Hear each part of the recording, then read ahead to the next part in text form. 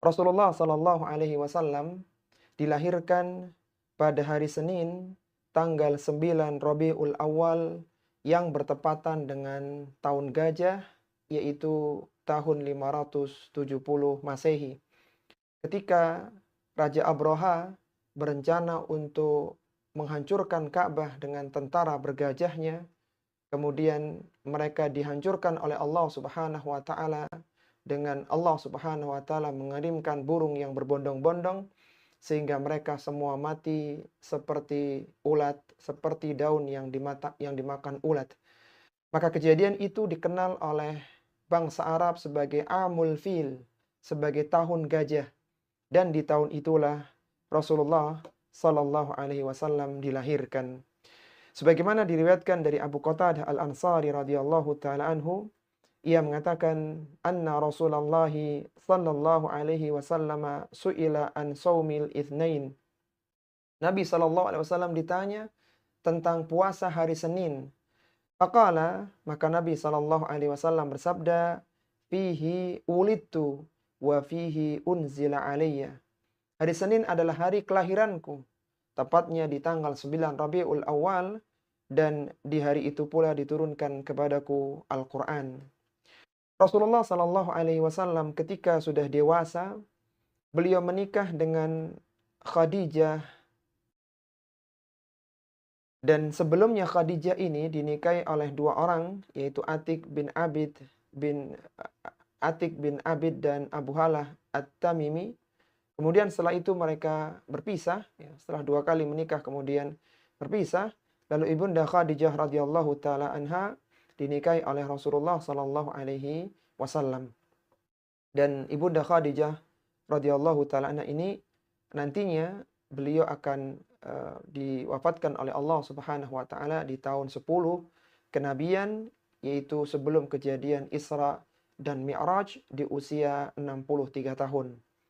Kita tahu bahwasanya ketika kejadian Isra Mi'raj bertepatan dengan Amul Huzni, dengan tahun kesedihan Nabi Shallallahu Alaihi Wasallam, yaitu ketika beliau ditinggal wafat oleh istrinya yang tercinta Khadijah radhiyallahu taala anha, dan ditinggal wafat oleh pamannya Abu Talib.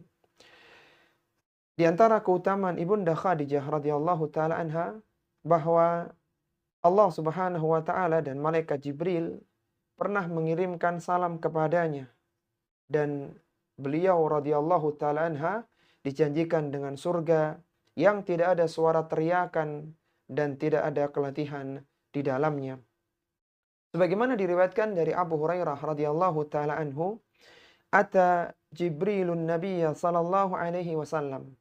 Suatu hari malaikat Jibril alaihi salatu wassalam mendatangi Nabi sallallahu alaihi wasallam.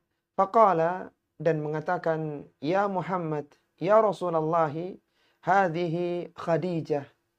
Ini adalah Khadijah.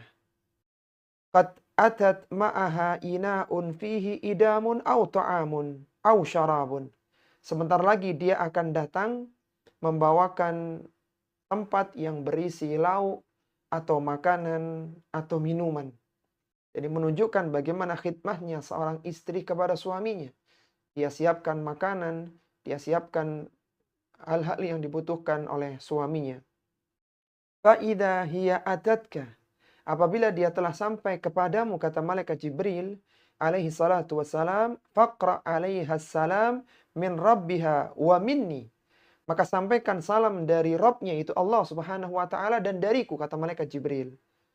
Wa basyirha bi baitin fil jannah min qasabin wala sahba fihi wala nasaba.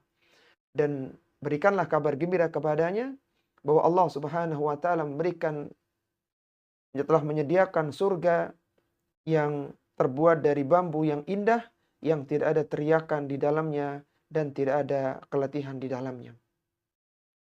Ketika Rasulullah Sallallahu Alaihi Wasallam mencapai usia sekitar 40 tahunan, maka beliau Sallallahu Alaihi Wasallam diberikan taufik oleh Allah Subhanahu wa taala untuk bertahannuts, yaitu untuk menyendiri di Goa Hira.